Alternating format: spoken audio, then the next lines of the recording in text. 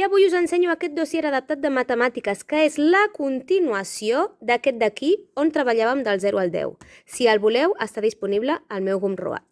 En aquí que hi tenim un repàs de la numeració del 0 al 10, introducció i treball de la numeració del 10 al 20, introducció al concepte de desena i unitat, continuem treballant la recta numèrica per fer sumes i també restes, que en l'anterior dossier no hi era, i també comencem a treballar el concepte més gran, més petit i igual.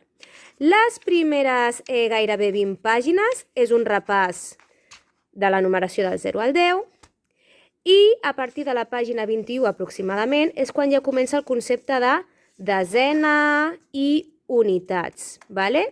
Què més tenim? Doncs identificar quin número és, treballem la recta numèrica, també fem sumes amb la recta numèrica, també treballem el número més gran i més petit, amb els símbols també.